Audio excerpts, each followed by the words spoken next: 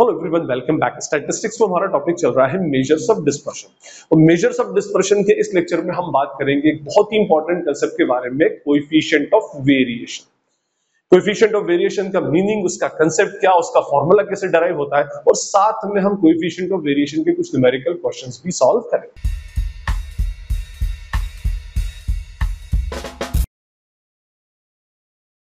Lecture start करने से पहले आपसे अपील है कि अगर ये लेक्चर आपको यूजफुल लगता है, नॉलेजेबल लगता है, तो इसे अपने फ्रेंड्स, कलीग्स के साथ में शेयर करें, वीडियो को लाइक करें और चैनल को सब्सक्राइब जरूर करें। अब हम बात करते हैं हमारे आज के टॉपिक की। हमारा टॉपिक है कोएफिशिएंट ऑफ वेरिएशन। देखिए, ये जो कोएफिशिएंट ऑफ वेरिएशन है, ये कोएफिशिएंट ऑफ वेरिएशन भी मेजर्स ऑफ डिस्पर्शन का ही पार्ट है। मैंने आपको बताया था dispersion means variation in a specific series. किसी भी एक सीरीज के डेटा के अंदर जो वेरिएशन होता है, अप्स एंड डाउन्स होते हैं, जितना फैलाव होता है, जितना स्कैटर्ड होता है data, that is called as variation. और इस वेरिएशन को कैलकुलेट करने की डिफरेंट मेथड्स हैं। वेरिएशन को कैलकुलेट करने की फर्स्ट मेथड रेंज हमने पढ़ी, क्वार्टाइल डेविएशन, मीन डेविएशन, और इससे पहले हमने पढ़ा स्टैंडर्ड डेविएशन। और जब मैंने आपको डिफरेंट मेथड्स बताई थी, तो मैंने कहा था इसमें दो टाइप की मेथड चलती हैं, दो टाइप के मेजर्स होते हैं। एक होते हैं एब्सोल्यूट मेजर, ये हमारा एब्सोल्यूट मेजर्स है, और एब्सोल्यूट मेजर्स जो होते हैं ये यूनिवेरिएट डेटा के ऊपर एप्लीकेबल होता है। वैसे भी मैं आपको बता दूं कि ये जो डिस्पर्शन है ये हमेशा यूनिवेरिएट डेटा पर ही होता है। स्टैटिस्टिक्स में तीन टाइप की सीरीज होती है, तीन टाइप के डेटा होता है, यूनिवेरिएट डेटा, बाइवेरिएट डेटा और मल्टीवेरिएट डेटा। बाइवेरिएट वो होता है जिसमें एक दो डेटा होते हैं और दोनों का एक दूसरे से रिलेशनशिप एक्चुअली चेक की जाती है, कोरिलेशन जो आगे चैप्टर आएगा। फाइन, ये यूनिवेरिएट डेटा के ऊपर एप्लीकेबल होता है। इससे पहले जो सेंट्रल टेंडेंसी पढ़ा वो भी यूनिवेरिएट डेटा पर एप्लीकेबल होता है, और ये जो मेजर्स ऑफ डिस्पर्शन है ये भी यूनिवेरिएट डेटा पर ही एप्लीकेबल होगा। मींस एक सीरीज पर एट ए टाइम एप्लीकेबल होता है, एक से ज्यादा सीरीज की रिलेशनशिप ये शो नहीं कर सकता, बट कंपैरिजन तो कर सकता है ना भाई। हम अगर ये जो मेथड पढ़ रहे हैं, चाहे वो सेंट्रल टेंडेंसी हो, मीन मीडियन मोड निकालना हो, या हमें ये डिस्पर्शन कैलकुलेट करना हो, तो हमें कंपैरिजन तो लगेगा ना। इससे मैं आपको एग्जांपल लेता हूं कि मान लीजिए अगर आप शेयर मार्केट में इंटरेस्टेड हैं, तो आपने किसी एक स्पेसिफिक कंपनी की, कोई एक्स लिमिटेड नाम की कंपनी है, उसके शेयर की एवरेज प्राइस देखी। अब ये जो एवरेज प्राइस है that is what, x bar central tendency, ठीक है। सिर्फ ये तो उसका परफॉर्मेंस बता रहा है। जो एवरेज प्राइस है ये हमेशा क्या शो करती है, उसका परफॉर्मेंस, किसका परफॉर्मेंस किया है। फाइन, इसी तरह से आपने इसमें वोलेटिलिटी देखी कि कितना अप एंड डाउन होता है, कहीं ज्यादा रिस्की तो नहीं है। Higher the volatility higher will be the risk, ठीक है। तो आपने उसका स्टैंडर्ड डेविएशन कैलकुलेट कर लिया, और स्टैंडर्ड डेविएशन करके आपने इसकी वोलेटिलिटी, या वोलेटिलिटी को मैं मार्केट की लैंग्वेज में कहूं तो रिस्क, कैलकुलेट कर लिया, ठीक। फाइन, अब आपने एक स्पेसिफिक शेयर का कैलकुलेट कर लिया, ठीक। उसके बाद आपके पास एक वाई लिमिटेड का भी डेटा है। वाई लिमिटेड के डेटा का भी आपने परफॉर्मेंस देखा वाई बार से, इसके मीन से, और इसका भी आपने स्टैंडर्ड डेविएशन ऑफ वाई से कैलकुलेट कर लिया। अब ये दो डेटा आपके पास आ गए, ठीक है, ये एक्स लिमिटेड का, ये वाई लिमिटेड का। अब आपने कोई डिसीजन पर पहुंचना है, और डिसीजन पर पहुंचने के लिए आपने देखा कि भाई मुझे ये देखना है कि किस शेयर की प्राइसेस में ज्यादा कंसिस्टेंसी है, किसमें ज्यादा वेरिएशन है। देखिए, जिस शेयर की प्राइसेस में बहुत हाई फ्लक्चुएशंस होते हैं, बहुत ज्यादा ऊपर नीचे होता है, तो उसके ऊपर बंदे का भरोसा भी अल्टीमेटली कम बनता है। अगर वो बहुत ऊपर जा सकता है तो बहुत नीचे भी आ सकता है। फाइन, तो उस कंडीशन में वो क्या करता है, अलग अलग दो, या जैसे तो मैंने यहाँ शेयर्स की बात की, इसके अलावा दो सेक्शन के मार्क्स में आप कंपैरिजन कर सकते हैं, दो प्लेयर्स के परफॉर्मेंस में आप कंपैरिजन कर सकते हैं। किसी भी दो वैल्यूज के बीच में जब आप कंपैरिजन करते हैं, तो वहां पर फिर आपको रिलेटिव मेजर्स यूजफुल होते हैं, और relative measures are nothing but इनके कोएफिशिएंट होते हैं। Coefficient of range, coefficient of quartile deviation, coefficient of mean deviation and coefficient of standard deviation. और उसी लाइन में हमारा एक आता है कोएफिशिएंट ऑफ वेरिएशन। और मैं अगर ऐसा कहूं कि coefficient of variation is nothing but it is the coefficient of standard deviation, तो ये भी अपने आप में गलत नहीं है, क्योंकि कोएफिशिएंट ऑफ वेरिएशन और coefficient of standard deviation same formula हो। फाइन, तो ये बेसिकली हमारा जो कोएफिशिएंट ऑफ वेरिएशन है, ये दो चीजें मेजर करने के काम में आता है कि आपके डेटा में कितनी कंसिस्टेंसी है और कितना वेरिएशन है, ठीक है। देखिए, कंसिस्टेंट चीजों के ऊपर इंसान का भरोसा जल्दी बनता है, ठीक है। जो चीज कंसिस्टेंट होगी उसके ऊपर इंसान ज्यादा भरोसा करता है। जैसे कि बहुत सारे लोग शेयर मार्केट में पैसा नहीं लगाते, वो बोलते हैं म्यूचुअल फंड में पैसा लगाएंगे, वहां से इनकम कंसिस्टेंट आती है। ठीक है, कोई बैट्समैन है जो कंसिस्टेंटली एक जैसा स्कोर ऊपर नीचे थोड़ा बहुत करता है तो उसके ऊपर भरोसा ज्यादा होता है कि हाँ ये बैट्समैन मैदान के अंदर उतरा है, तो एटलीस्ट अगर इसका एवरेज 40 रन का है और वेरिएशन कम है तो 40 35 40 के अराउंड तो ये स्कोर कर ही लेगा। तो कंसिस्टेंसी से बंदे के अंदर भरोसा क्रिएट होता है कि किसी भी चीज की क्रेडिबिलिटी अगर बनती है तो that is because of consistency only. अगर इंसान कंसिस्टेंट परफॉर्मेंस देता है तो वहां पर उसकी क्रेडिबिलिटी क्रिएट होती है। तो हम यहां पर जो कोएफिशिएंट ऑफ वेरिएशन है, इस कोएफिशिएंट ऑफ वेरिएशन में हम डेटा में कंसिस्टेंसी और उसके डेटा के अंदर वेरिएशन देखेंगे कि भाई डेटा किसका सीवी ज्यादा है, किसका सीवी कम है, कौन सा डेटा ज्यादा कंसिस्टेंट है, कौन सा कम कंसिस्टेंट है, और उसके बाद जैसा आपने कंक्लूड करना हो वो अकॉर्डिंगली आप कंक्लूड कर सकते हैं। ठीक है, अब जैसे लेट सपोज मान लीजिए कि दो हमारे पास दो वेरिएबल, कोएफिशिएंट ऑफ वेरिएशन को कैलकुलेट कैसे करना है वो भी बताओ पहले मैं आपको। देखिए कोएफिशिएंट ऑफ वेरिएशन का जो रिप्रेजेंटेशन होता है वो सीवी से होता है। इसका फॉर्मूला होता है स्टैंडर्ड डेविएशन अपॉन एक्स बार। हमारे वेरिएशन को परफॉर्मेंस से कंपेयर करते हैं, ये वेरिएशन है वोलेटिलिटी, ठीक है, और ये परफॉर्मेंस से एवरेज। तो इस वेरिएशन का परसेंटेज निकालते हैं या इस वेरिएशन का प्रोपोर्शन निकालते हैं on the basis of performance. ठीक है, जैसे फॉर एग्जांपल एक शेयर की प्राइस मान लीजिए 250 रुपीज एवरेज है और इसमें वोलेटिलिटी 70 रुपीज, और दूसरा कोई है ये एक्स कंपनी का है, वाई कंपनी के शेयर की प्राइस भी 250 रुपीज है लेकिन इसमें वोलेटिलिटी 80 रुपीज की है। ठीक है, तो यहां पर ये देखिए दोनों का मीन एक जैसा है लेकिन वोलेटिलिटी के अंदर डिफरेंस है। या मैं कहूं कि भाई कोई एक तीसरी कंपनी का शेयर है, उसकी भी वोलेटिलिटी 70 है लेकिन उसके शेयर की प्राइस 1000 है। तो आप एक भी डेटा अगर चेंज करते हैं तो उसके वेरिएशन के अंदर चेंजेस आ जाते हैं। अब देखिए यहां पर सीवी जो आएगा that is what 70 divided by 1000 is equals to 0.07 और इसको इनटू 100 करता हूं तो ये आ जाएगा हमारा 7% का वेरिएशन होगा, और 70 डिवाइडेड बाय 250 इनटू 100 तो दैट इज 70 डिवाइडेड बाय 250 का परसेंट, तो यहां पर वेरिएशन 28% का, और यहां देखो तो 80 डिवाइडेड बाय 250% वेरिएशन 32% का। मींस आपकी प्राइस के कंपैरिजन में आपके शेयर्स की वोलेटिलिटी लो है। इसमें 1000 रुपए का शेयर 70 रुपए की वोलेटिलिटी रखता है, 70 रुपए ऊपर या नीचे जाने की वोलेटिलिटी रखता है, इतनी रेंज में जाता है। ठीक है, तो इसका वेरिएशन उसके परफॉर्मेंस के कंपैरिजन में 7% का कम वेरी कर रहा है मींस। और इसमें आइए यहां पर 250 रुपए का शेयर में वोलेटिलिटी 70 रुपीज है मींस इसकी जो वोलेटिलिटी है इसकी प्राइस का 28% 28% का रिलेशनशिप है, और इधर 250 रुपीज का शेयर 80 रुपीज की 80 रुपीज का फ्लक्चुएशन है उसकी प्राइस के अंदर, और जब 80 रुपीज का फ्लक्चुएशन है तो यहां पर 32% का फ्लक्चुएशन और 32% की वोलेटिलिटी है सीवी। अब इस कंडीशन में आप बोलेंगे मेरे लिए सर ये सबसे अच्छा है क्योंकि इसकी प्राइस भले ज्यादा हो लेकिन इसमें अगर आप बहुत ही सेफ गेम खेलने वाले हैं तो आप ये बोलेंगे कि सर मेरे लिए ये बेटर है। और चलो इसको थोड़ी देर के लिए हटा दूं, इन दोनों की प्राइस की पॉइंट ऑफ व्यू से, लेकिन प्राइस भी ज्यादा है, प्राइस पॉइंट ऑफ व्यू से देखें तो फिर हम इसके ऊपर ध्यान देंगे। क्यों? क्योंकि इसके अंदर वेरिएशन कंपैरेटिवली कम है। कम variation means lesser risk, means उसके ऊपर रिस्क कंपैरेटिवली कम है। तो कोएफिशिएंट ऑफ वेरिएशन जो है ये वेरिएशन या कंसिस्टेंसी को लेता है। अगर हम इन तीनों के पॉइंट ऑफ व्यू से बोले तो ये सबसे ज्यादा मोस्ट कंसिस्टेंट है।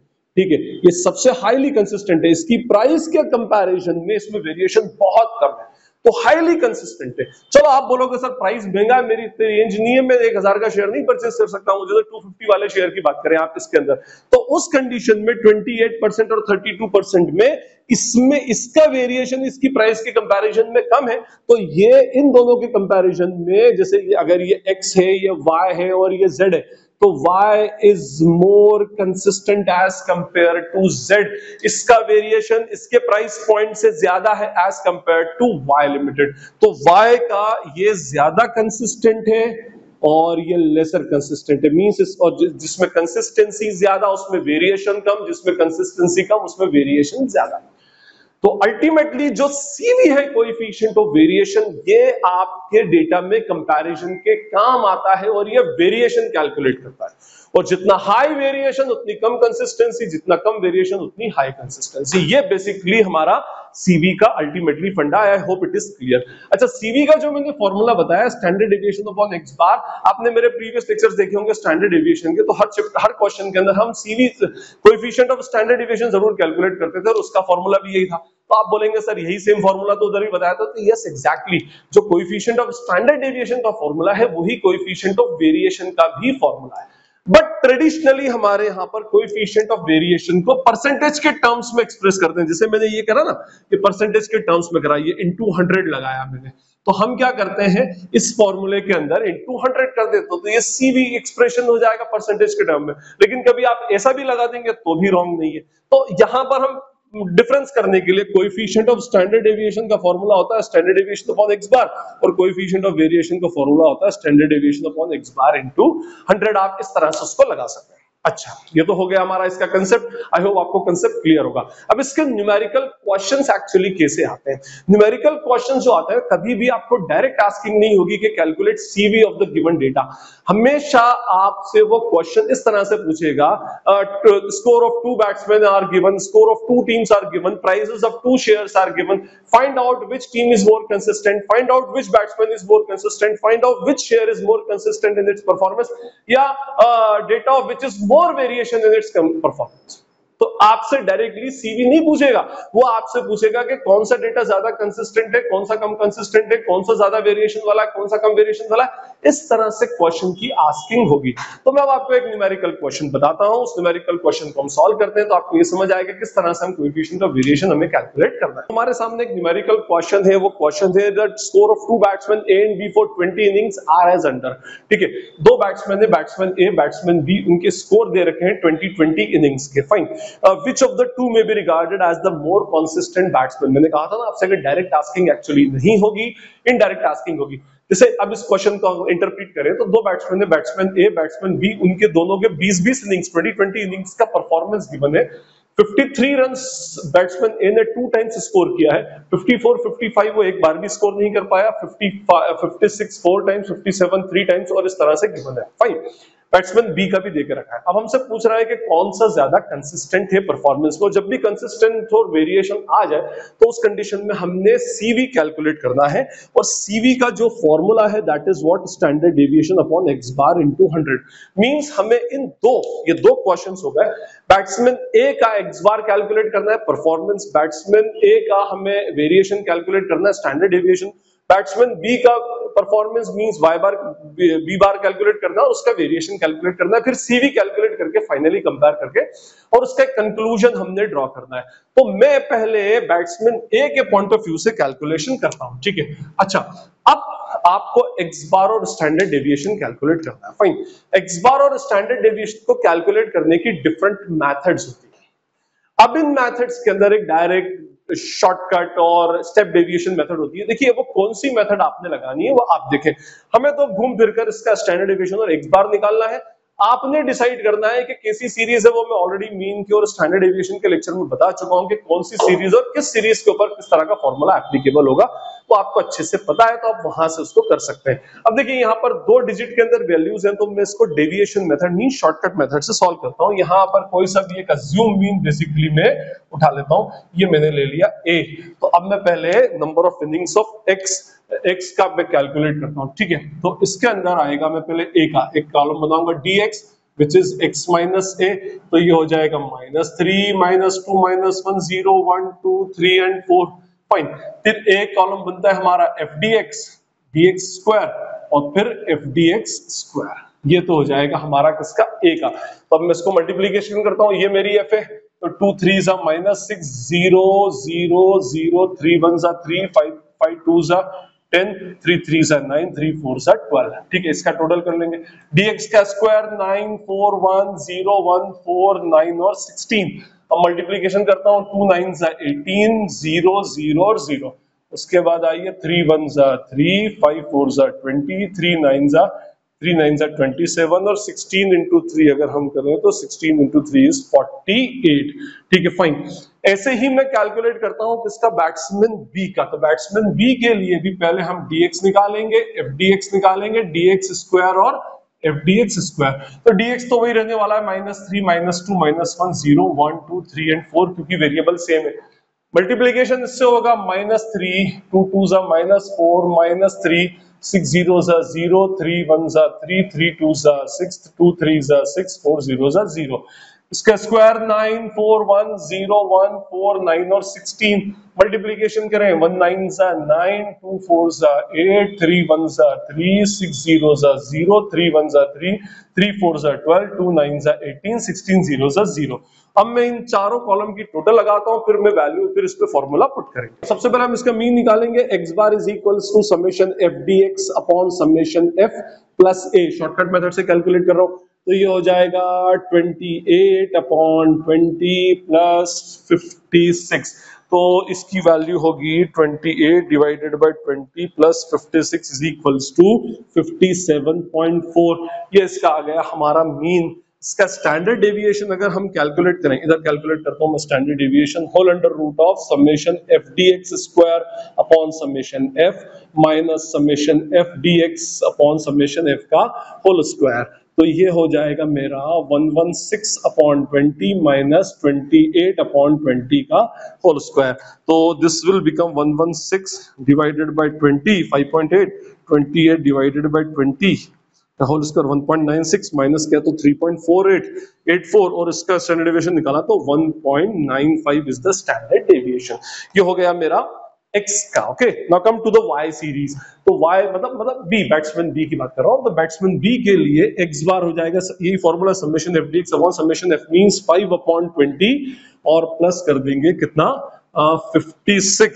तो ये हो जाएगा 5 divided by 20 plus 56 is what 56.25। इसका स्टैंडर्ड डेविएशन होगा whole under root of summation F D X square 53 upon 20 minus 5 upon 20 का whole square. Directly value calculate करूंगा मैं, 53 डिवाइडेड बाय 20 होता है 2.65, 5 डिवाइडेड बाय 20 का रूट स्क्वायर होता है 0.0625 माइनस करके 2.5875, इसका रूट हो जाएगा स्टैंडर्ड डेविएशन 1.61। ठीक, फाइन। अब आप देखिए मैंने दोनों के मीन कैलकुलेट कर लिए, दोनों के स्टैंडर्ड डेविएशन कैलकुलेट कर लिए। अब मुझे कैलकुलेट करना बचा है दोनों का CV।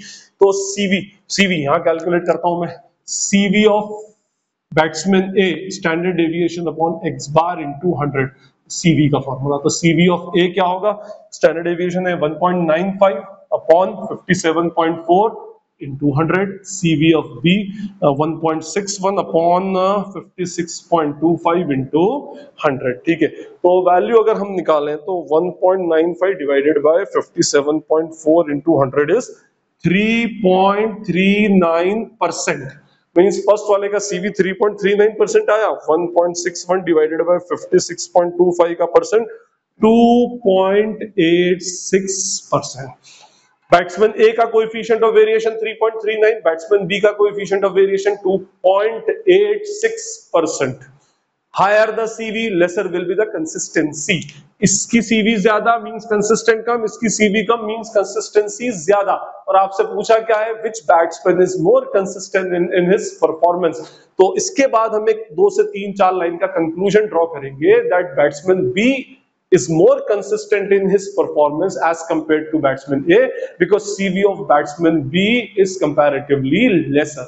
ठीक है, तो हम इस तरह से लिख करके उसका वो निकालेंगे। तो ये हमारा कोएफिशिएंट ऑफ वेरिएशन था। अब देखिए ये डिस्क्रीट सीरीज थी, इसमें कोई इंडिविजुअल सीरीज का क्वेश्चन भी हो सकता है। अकॉर्डिंगली आपको तो मीन और स्टैंडर्ड डेविएशन निकालना, मेथड आपको आना चाहिए। ठीक है, इसमें कंटिन्यूअस सीरीज का भी क्वेश्चन हो सकता है। मेथड आपने देखनी है, सीरीज आपने देखनी है, डेविएशन लगाना है, शॉर्टकट लगाना है, स्टेप डेविएशन लगाना है, व्हाटएवर। हमें तो यहाँ CV कैलकुलेट करना है, मीन और स्टैंडर्ड डेविएशन चाहिए उसमें, और उसके बाद उसको कंपैरिजन कंक्लूजन हमें ड्रॉ करना है। तो ये हमारा कोएफिशिएंट ऑफ वेरिएशन का कांसेप्ट था। आई होप ये आपको क्लियर होगा। स्टिल अगर कोई क्वेरी और डाउट आपको लगती है तो कमेंट सेक्शन ओपन है, जब चाहे आप मुझसे कोई भी क्वेरी या डाउट अपनी पूछ सकते हैं।